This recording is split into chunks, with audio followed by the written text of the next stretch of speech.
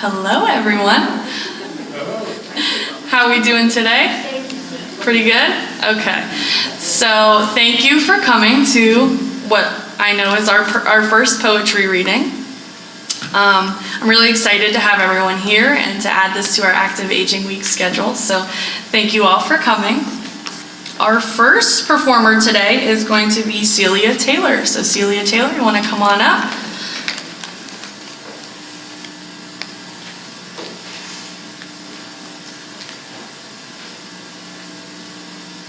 The microphone's ready for you whenever you're ready to go. All right.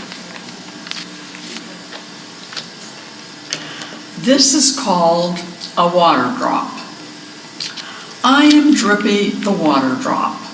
I am falling down, down, plop, into a crowd of others in Conquenessing Creek. I am pushed by others until I'm weak. I have an idea. I'll just hitch a ride. A kayak is coming. I'll stick to its side. I gain my strength until I've ridden the length. Into the Beaver River I hop. I'm pushed faster now. There's no way to stop. Oh my, thundering noise. I'm being flung onto the top of a speeding boat.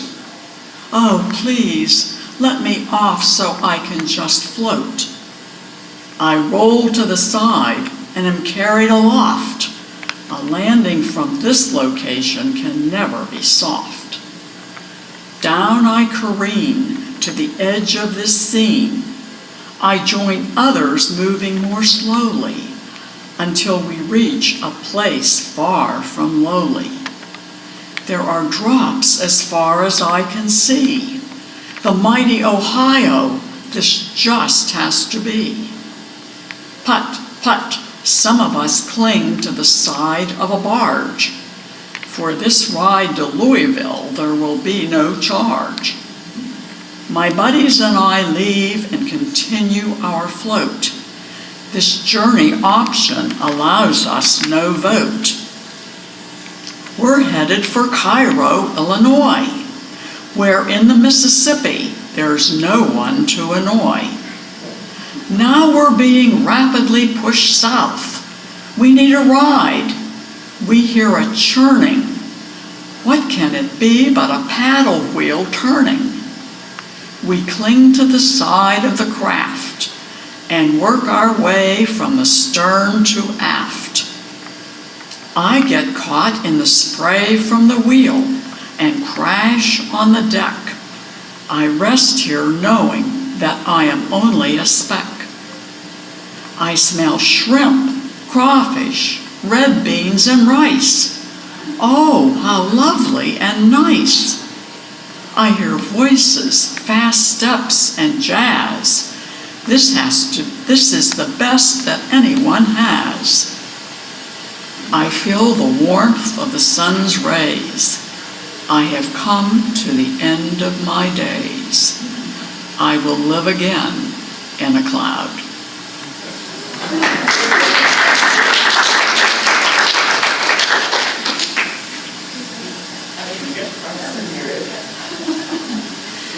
Well done. That was beautiful. Well done. Well done. Our next performer is going to be Joan Gill. Come on up whenever you're ready, Joan.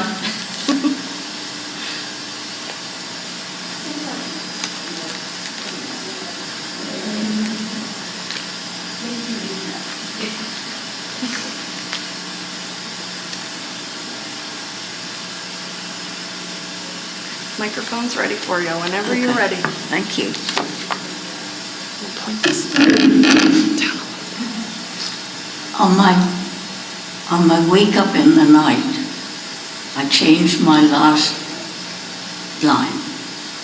Okay, so mine is Ode to the Color Blue. Our summer skies are mostly blue, and my eyes are blue too. Perhaps from my English and Irish genes, just like bluebirds and bluebells and lavender, and my uniform from World War II seems. So give thanks and rejoice, for winter skies are blue too.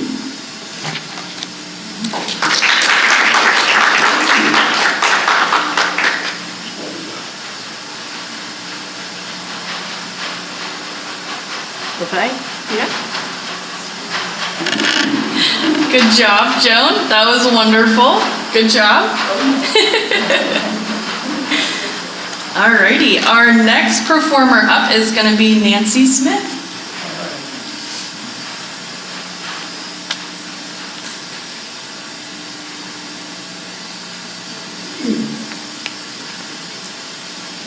Microphone's ready for you. Thank you. Joan is a hard act to follow.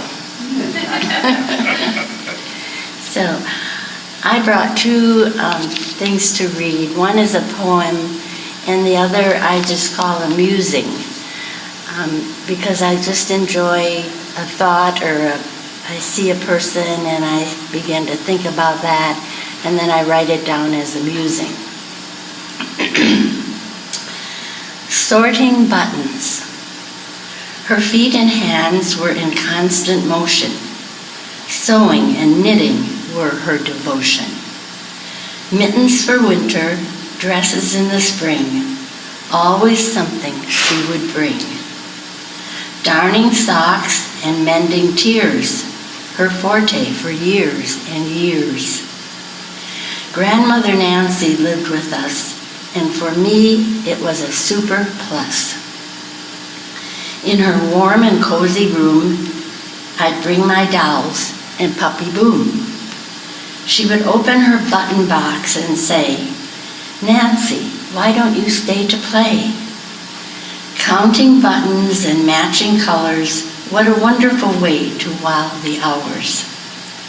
She mended our socks and patched our tears, hugged and loved us for years and years. When her feet and crippled hands were stilled, my heart was broken, but also filled with memories of needles, thread, love, and more, sorting buttons on my grandmother's floor.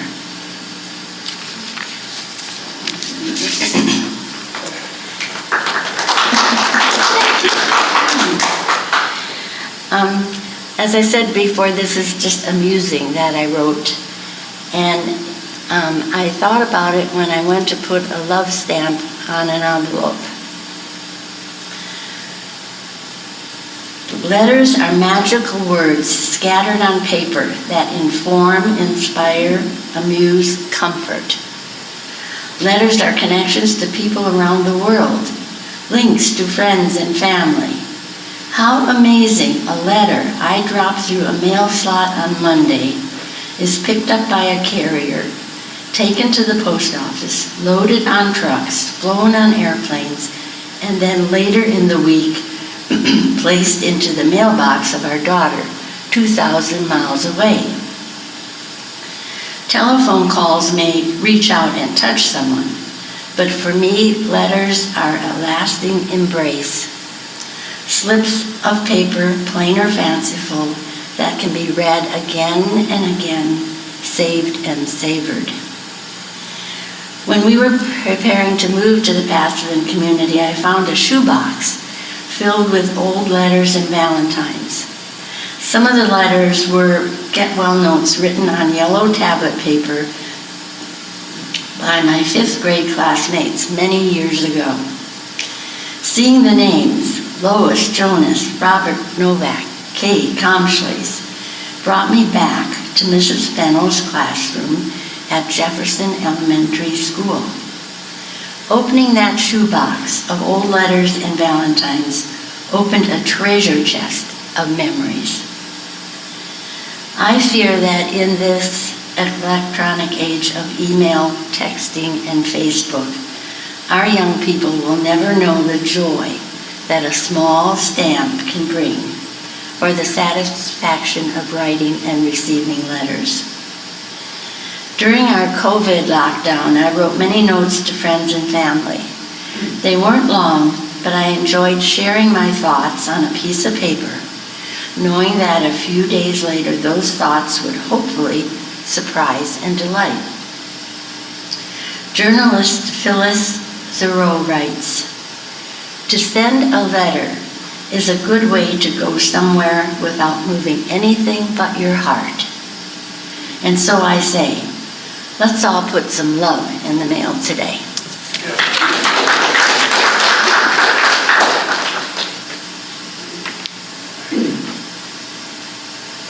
Wonderful job, Nancy. Thank you for that. That was beautiful. Next up, we have Alan Schneider.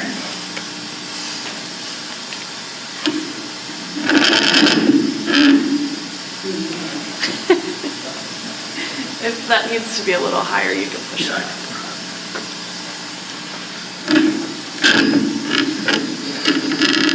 First of all, let me say that all of what you've heard this morning was by students in our writing class, which we hold every other Tuesday, and this coming Tuesday will be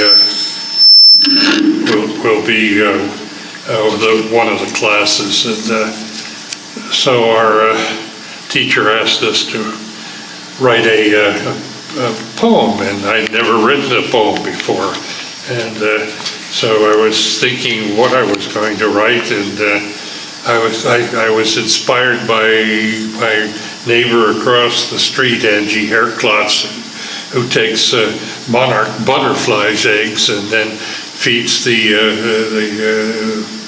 little pupa with milkweed and raises these wonderful monarch butterflies. But monarch just didn't fit into a poem. It doesn't sound poetic, so I wrote instead about a swallowtail butterfly, and because swallowtail is much more poetic, so here it is. This morning, a swallowtail butterfly swooped past with a beautiful flutterby. On a flower filled with dew, she alit. Then she flew away with a flutter.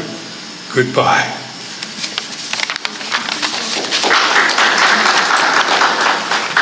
And then in class we have an assignment, and sometimes we're given things like a photograph, and here's the photograph that this next book, I know you can't see it, but it's a gravestone standing kind of alone in a graveyard. And so we're all given just 7 minutes to write something terrific. And as you can hear, a lot of people have already done that. So this one is entitled Stone Marker. In the graveyard, all alone, I stopped to view the slab of stone, a marker, a remnant of a life well spent, a birth, a death, a family rent apart by a mother's death. How sad, leaving children reared alone by dad.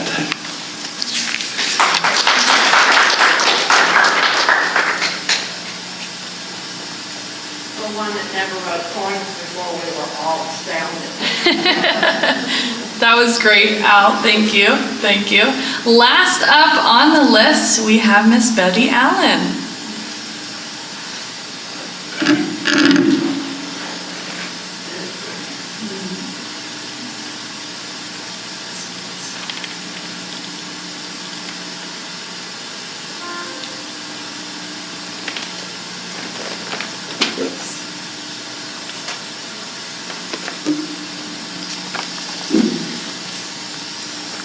Back in April of 23, we were introduced to a kind of poem that I'd never heard about before, and it's called an I Am From poem.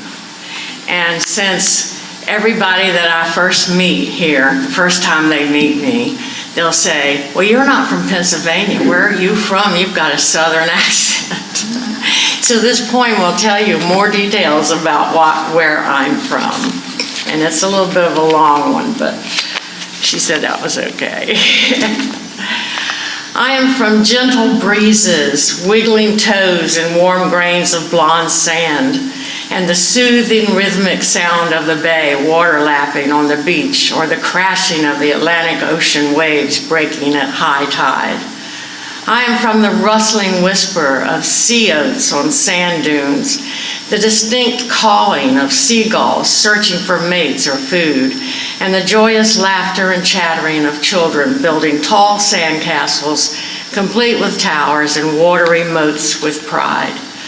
I am from yearly hurricane-force winds, evacuations, thunder, lightning, and torrents of rain. I am from floods, destruction, power outages, even deaths that cause much sadness and pain. I am from compassionate family, friends, neighbors, strangers, workers, helpers. I am from the generosity of those coming to rescue others with kind gestures. I am from over 423 years of English people settling just a small part of this great nation.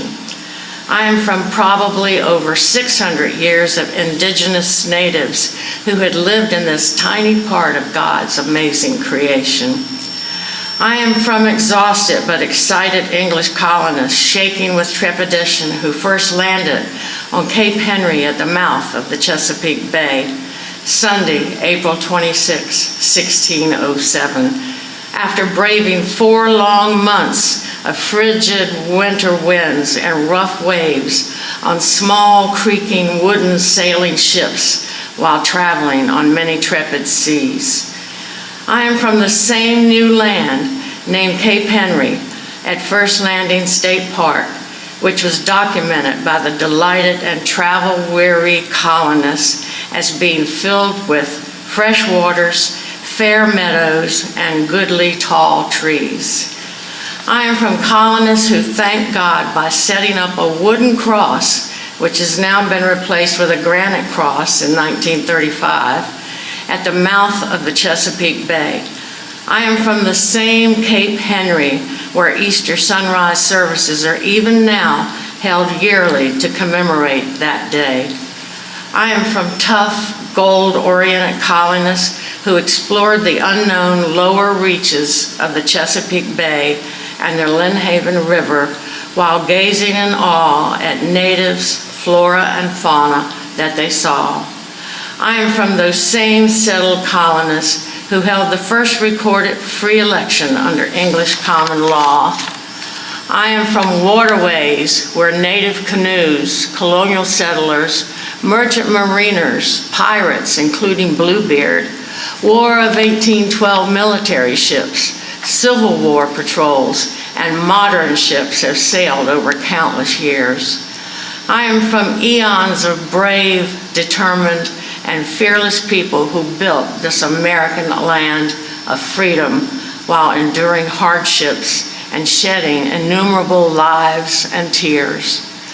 I am from ancestors at the first session of the First United States Congress in 1789 who, following a proposal by President George Washington, voted to build the brick Cape Henry Lighthouse to ensure a safe and navigable waterway which still lies where the Atlantic Ocean meets the Chesapeake Bay. I am from the new 1881 Cape Henry Lighthouse that continues to operate and ensure for all a safe and navigable waterway. I am from Virginia Beach, Virginia, where First Landing State Park and Cape Henry provide tourists, residents, and school kids a glimpse of how our great country and state began. I am from the motto, "In God We Trust," which is evidenced by the longevity of the Cape Henry Cross for every American.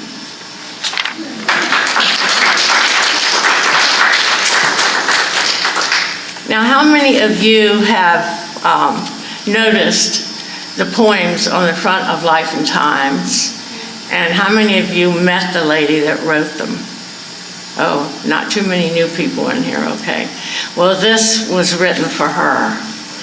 Her name was Dolores Ruth. This is to honor a person who to many at Passavant seemed obscure, although in truth they've seen her name quite often. Who she is or where she lives, they are not quite sure. She lived at Passavant and was a sweet, humble lady of faith who cared for all. God blessed her with an amazing talent of words and rhyme. In doing so, he inspired her to enrich our lives in many ways.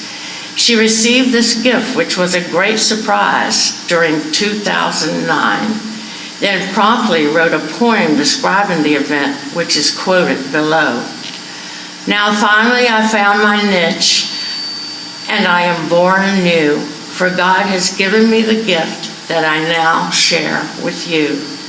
From that time on, her poems graced most Life and Times news, writing about subjects of interest to all who live at Passavant.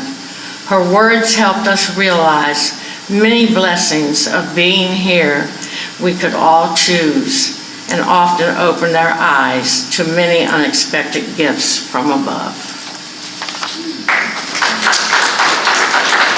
And that was just a quote from her poem. It was several stanzas, and I didn't bring that one with me. And lately in our class, we've been writing limericks. Okay, limericks were, I might get my year mixed up, became popular around the 1800s or late 1700s. And what they really did was they were rhyming. There were 5 lines, and the first 2 rhymed, the second 2 rhymed, and the last line rhymed with the first 2. And originally, they were written to be funny, but they were also written to say something that a person wouldn't appreciate about different people that the people that wrote them knew. So we did kind of a different slant on ours. We tried to write them with more of a positive ending. And so I've got a few of those, and I wrote some. I've been writing a lot, like when I was in the hospital a couple months ago, I wrote one for almost all my nurses there, and they were just tickled to death. Of course, I had to write them out by hand. I couldn't type them. But anyway, I've written some for some people around here, and there's one that I wrote for someone that everybody knows. She delivers the campus mail. Ode to Anna Marie and Max. Max is my second rescue dog I've had. Actually, the third, if we count another one back in Virginia. There was once a lady named Anna Marie who delivered campus mail with glee. She loved every dog. To her they would jog for a treat bag they would always see. There was also a dog named Max, and strangers he tried to attack. But when Anna came near, he never barked in fear, because he knew her love was exact. They both lived at Passavant and were very content, so they both liked to walk, and at others didn't gawk, as around the campus they went. Are you up for another one? Yeah, give us another one. All right, this is, everybody knows Frank Lombardi, right? All right, this is one I wrote for Frank. There once was a guy named Frankie who was definitely tall and lanky. He loved to volunteer, and to others that was clear. On that you could always banky. There also was a dog named Max, and strangers he tried to attack.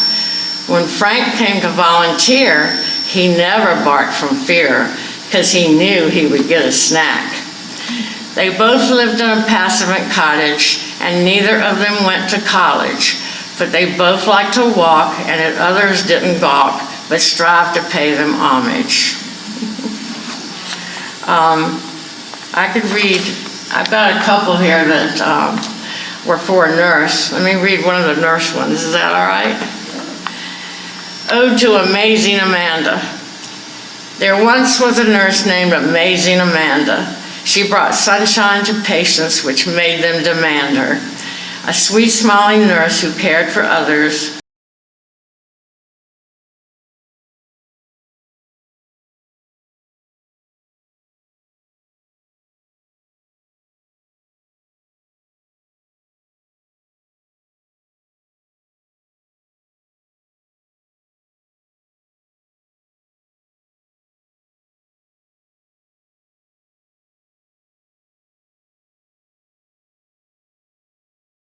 she went home and ate lots of pizza.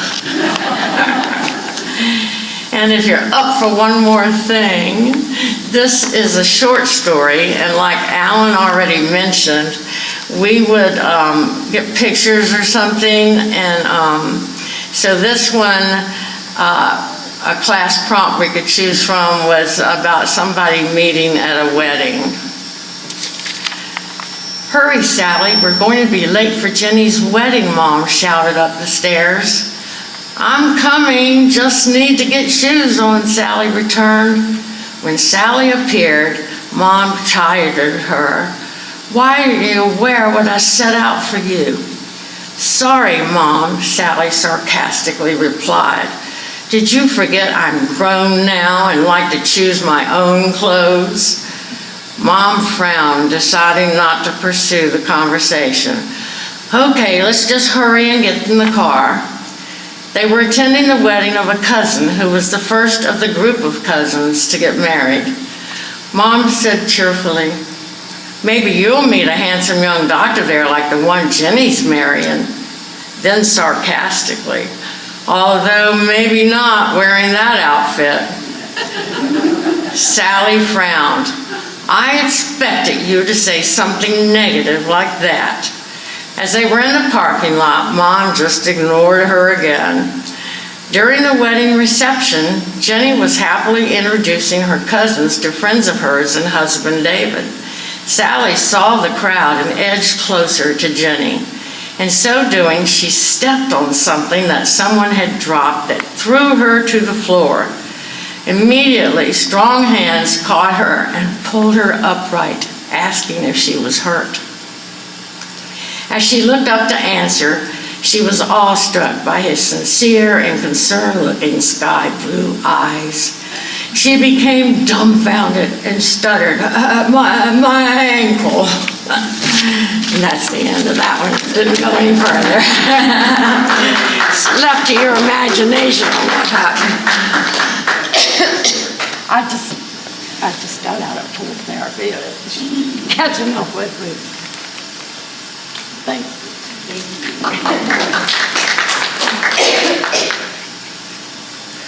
All right, thank you, Betty. Those were great. Let's give it up one more time for all the performers and poets today. Good job, everybody. I just want to thank everyone for coming. I really enjoyed everyone's poetry and their short stories. I think they were really great, so I hope you enjoyed them as well. Thank you for coming, and we'll see you next time.